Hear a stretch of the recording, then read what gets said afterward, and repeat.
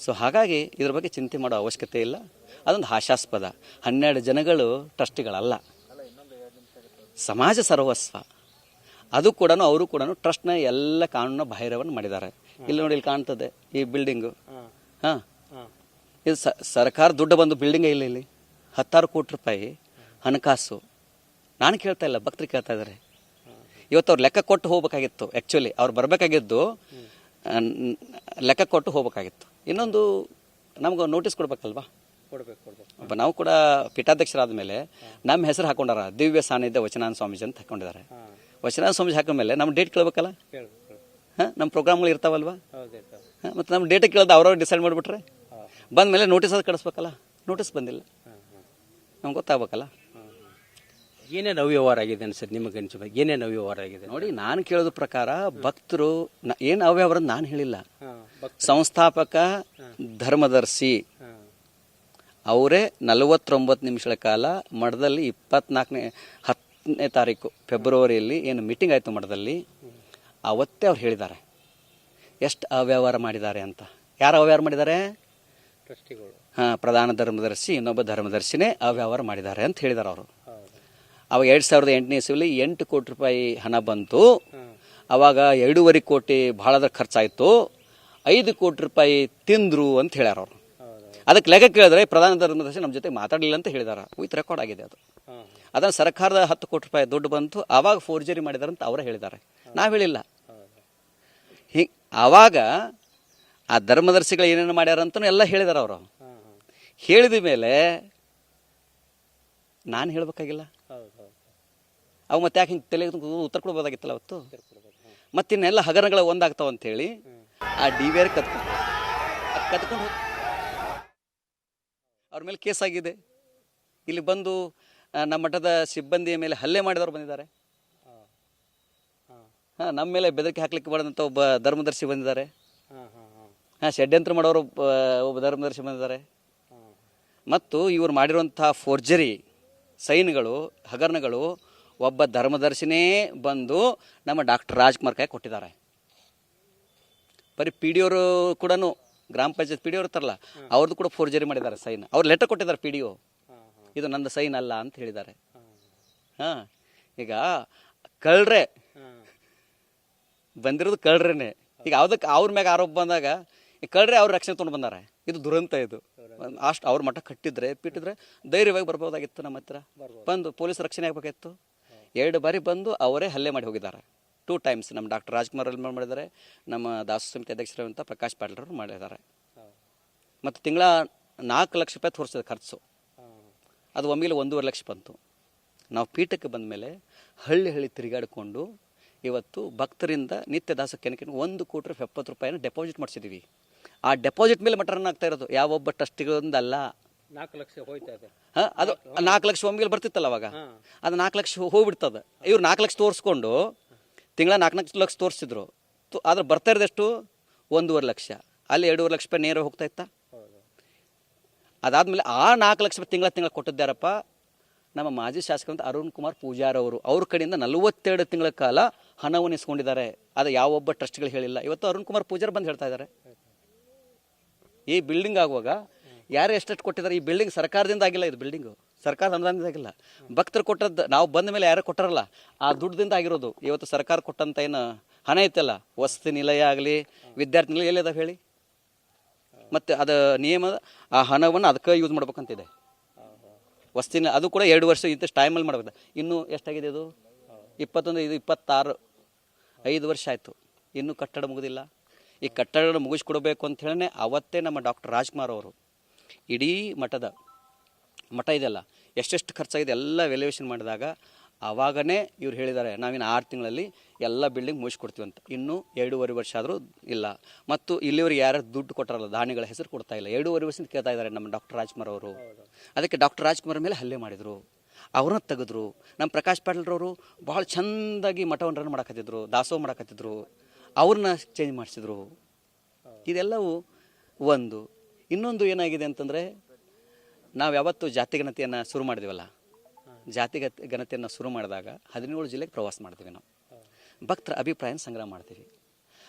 ಇಲ್ಲಿ ಕೆಲವರು ನೀವು ಹಿಂದೂ ಅನ್ಲಕ್ಕೆ ಹೋಗ್ಬೇಡ್ರಿ, ಕೆಲವು ಆ್ಯಂಟಿ ಹಿಂದೂಗಳು ಟ್ರಸ್ಟ್ನಲ್ಲಿದ್ದಾರೆ ಮತ್ತು ಆ್ಯಂಟಿ ಲಿಂಗಾಯತರು ಟ್ರಸ್ಟ್ನಲ್ಲಿದ್ದಾರೆ. ನೀವು ಲಿಂಗಾಯತ ಅನ್ನಬಾರ್ದು,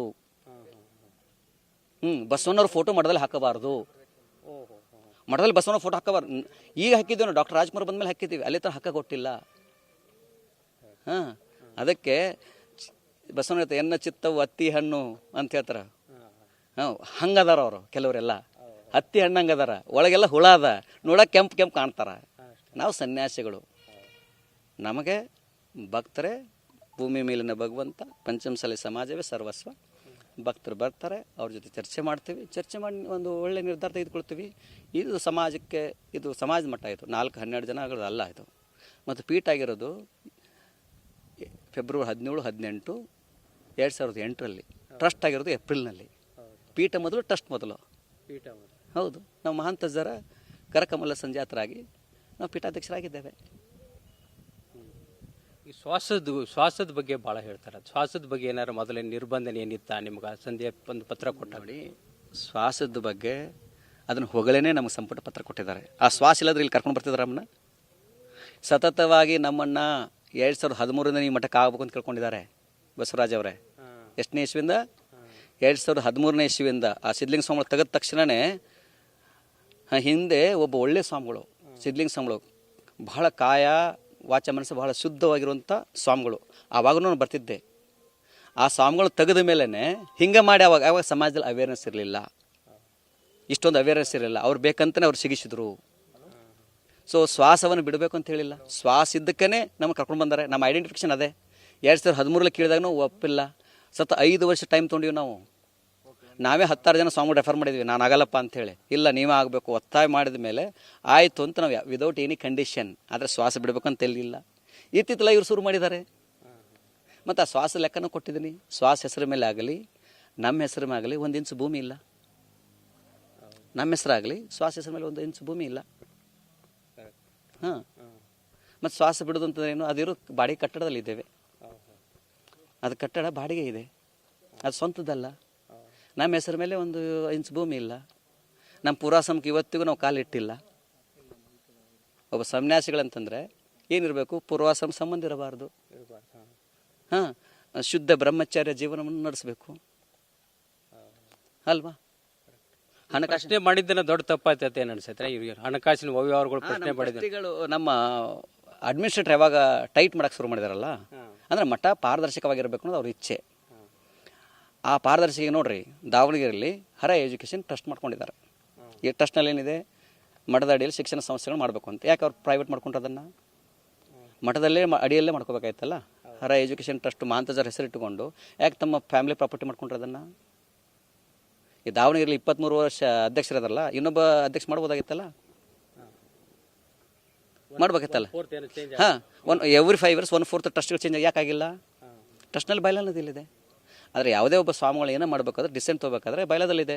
ಪಂಚಮಸಾಲಿ ಸಮಾಜದ ಭಕ್ತರು, ಶಿಷ್ಯರು, ಸಂಘ, ಸಮಾಜದ ಮತ್ತು ಪೀಠದ ಹಿತದೃಷ್ಟಿ ಇಟ್ಕೊಂಡು ನಿರ್ಧಾರ ತೆಗೆದುಕೊಳ್ಬೇಕು. ಅದರೊಳಗೆ ಪ್ರವೇಶ ಮಾಡಿ ಸೂಕ್ತ ನಿರ್ಧಾರ ತೆಗೆದುಕೊಳ್ಬೇಕಂದ್ರೆ 12 ಜನದಲ್ಲ ಇದು. ನಾನು ಆನ್ಸರ್ ಮಾಡೋದು ಲಕ್ಷಾಂತರ ಜನ ಭಕ್ತರಿಗೆ ಉದ್ದೇಶಿಸಿ ಮಾತಾಡಬೇಕಾಗಿದೆ. 4 ಜನದಲ್ಲ ಇದು. ಅವರೇ ತಮ್ಮ ತಪ್ಪು ಇಟ್ಕೊಂಡಿದ್ದಾರೆ, ನಮ್ಮ ಮೇಲೆ ಹಾಕ್ಲಿಕ್ಕೆ ಹೋಗಿದ್ದಾರೆ. ಸತ್ಯ ಇದು ಧರ್ಮ ಯುದ್ಧ. ಇದು ಧರ್ಮ ಯುದ್ಧ. ಇದು ಧರ್ಮ ಅಧರ್ಮಗಳು ಅವತ್ತು ಕೃಷ್ಣ ಹೆಂಗೆ ಮಾಡಿದಲ್ಲ ಹಂಗೆ ಇದು ಕೌರವರು ಯಾರು ಪಾಂಡವರು ಯಾರು ಗೊತ್ತಾಗತ್ತೆ.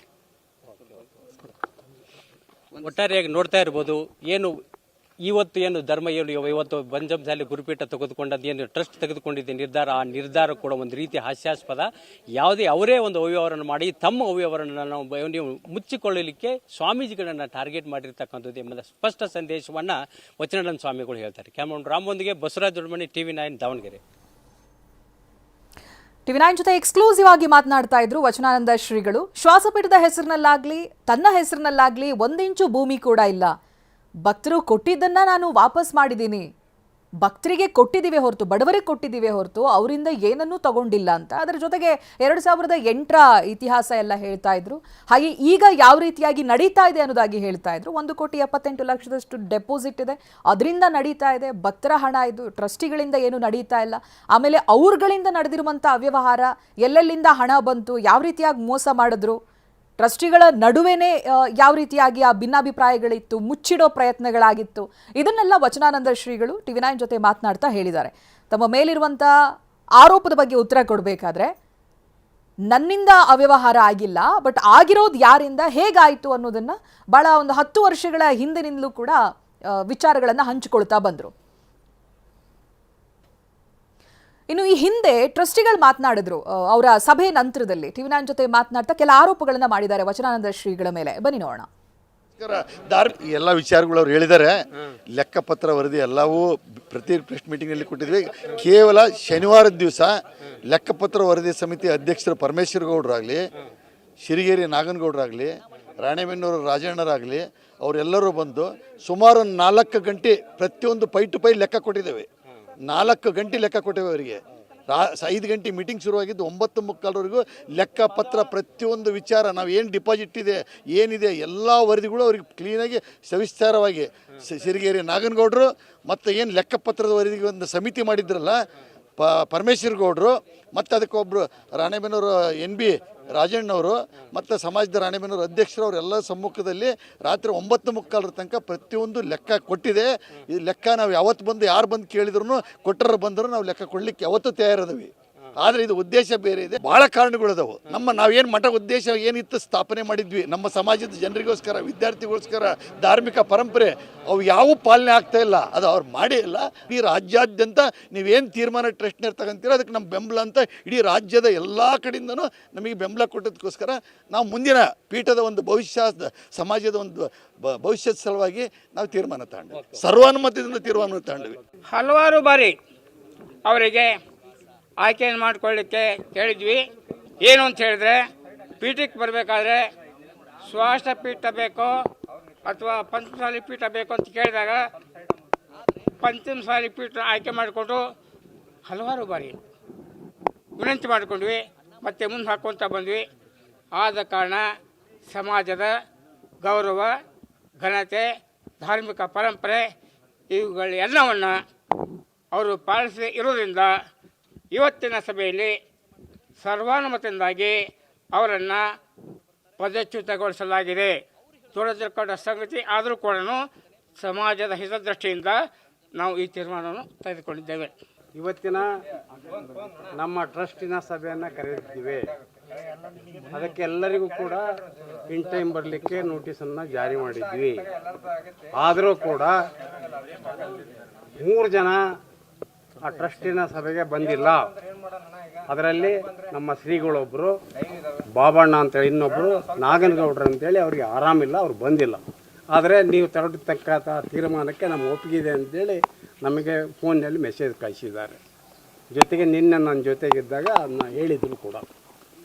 ಹಾಗಾಗಿ ಇವತ್ತಿನ ಸಭೆ 12 ಜನ ಟ್ರಸ್ಟಿಗಳು ಜೊತೆಗೆ 5 ಜನ ರಾಜ್ಯ ಸಮಿತಿಯ ಪದನಿಮಿತ್ತ ಪದಾಧಿಕಾರಿಗಳು ಜೊತೆಗೆ ಗೌರವಾನ್ವಿತ ಸ್ಪೆಷಲ್ ಇನ್ವೈಟೀಸ್ ಅಂತೇಳಿ ನಾವು ಕರಿತೀವಿ, ಅವರು ಕೂಡ ಆ ಸಭೆಯಲ್ಲಿ ಹಾಜರಿದ್ದರು. ಆದರೆ ತೀರ್ಮಾನ 12 ಜನ ತಗೊಂಡು ಸರ್ವಾನುಮತದಿಂದ ಸ್ವಾಮಿಗಳ ಉಚ್ಚಾಟನೆಗೆ ಇವತ್ತು ತೀರ್ಮಾನ ಮಾಡಿದೆ. ಬೆಳಗ್ಗೆಯಿಂದ ಗುರುಪೀಠದಲ್ಲಿ ದೊಡ್ಡ ಬೆಳವಣಿಗೆನೇ ಆಗಿದೆ. ಮೊದಲನೇದಾಗಿ ಅವರು ಸಭೆಯನ್ನ ಕರೆದಿದ್ದಾರೆ. ಒಟ್ಟು 15 ಜನ ಟ್ರಸ್ಟಿಗಳಿದ್ದಾರೆ. ಅದರಲ್ಲಿ 12 ಜನ ಟ್ರಸ್ಟಿಗಳು ಇವತ್ತಿನ ಸಭೆಯಲ್ಲಿ ಭಾಗಿಯಾಗ್ತಾರೆ. ಆ ನಂತರದಲ್ಲಿ ಎಲ್ಲರೂ ಸೇರಿ ಒಂದು ಒಮ್ಮತದ ನಿರ್ಧಾರಕ್ಕೆ ಬರ್ತಾರೆ, ವಚನಾನಂದ ಶ್ರೀಗಳನ್ನ ಉಚ್ಚಾಟನೆ ಮಾಡಬೇಕು ಅಂತ. ಅಲ್ಲಿ ಶ್ವಾಸಪೀಠ ಒಂದೇ ಕಾರಣ ಅಲ್ಲ, ಆಚಾರ ವಿಚಾರ, ಧಾರ್ಮಿಕ ಆಚರಣೆಗಳು ಇದು ಯಾವುದಕ್ಕೂ ಕೂಡ ಅವರು ಸಹಕರಿಸ್ತಾ ಇಲ್ಲ, ಜೊತೆಗೆ ಅದನ್ನ ಪಾಲಿಸ್ತಾ ಇಲ್ಲ ಅನ್ನೋದಾಗಿ ಆರೋಪವನ್ನ ಮಾಡಿದ್ರು. ಜೊತೆಗೆ ವ್ಯವಹಾರಗಳ ಬಗ್ಗೆ ಎಲ್ಲ ಮಾತನಾಡ್ತಾ ಇದ್ರು. ಇದೆಲ್ಲ ಆದ ನಂತರದಲ್ಲಿ ವಚನಾನಂದ ಶ್ರೀಗಳು TV9 ಜೊತೆ ಎಕ್ಸ್ಕ್ಲೂಸಿವ್ ಆಗಿ ಮಾತನಾಡಬೇಕು. ಇದೆಲ್ಲವೂ ಕೂಡ ವ್ಯವಸ್ಥಿತವಾಗಿ ಮಾಡಿರುವಂತ ಷಡ್ಯಂತ್ರ, ಹಾಗೆ ನನ್ನನ್ನು ಉಚ್ಚಾಟನೆ ಮಾಡಿದ್ದಾರೆ. ಬಟ್ ಅವ್ರು ಮಾಡ್ತಾ ಇರುವಂತ ಆರೋಪಗಳಿಗೆ ಹುರುಳಿಲ್ಲ ಅನ್ನೋ ರೀತಿಯಾಗಿ ಸಾಧಾರಣ ಒಂದು 10-15 ವರ್ಷಗಳ ಹಿಸ್ಟ್ರಿಯನ್ನ ಹೇಳಿದ್ರು.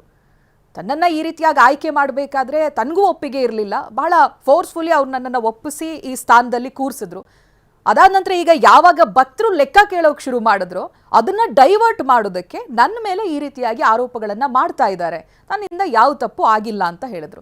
ಜೊತೆಗೆ ಊರೂರುಗಳಿಗೆ ಹೋಗೋದಕ್ಕೆ, ಬಡವ್ರ ಮನೆಗಳಿಗೆ ಭೇಟಿ ಕೊಡೋದಕ್ಕೆ, ಭಕ್ತರನ್ನ ಮಾತನಾಡಿಸೋದಕ್ಕೆ ಅದಕ್ಕೂ ಕೂಡ ಅಡ್ಡಗಾಲು ಹಾಕ್ತಾ ಇದ್ರು ಮಠದಲ್ಲಿ.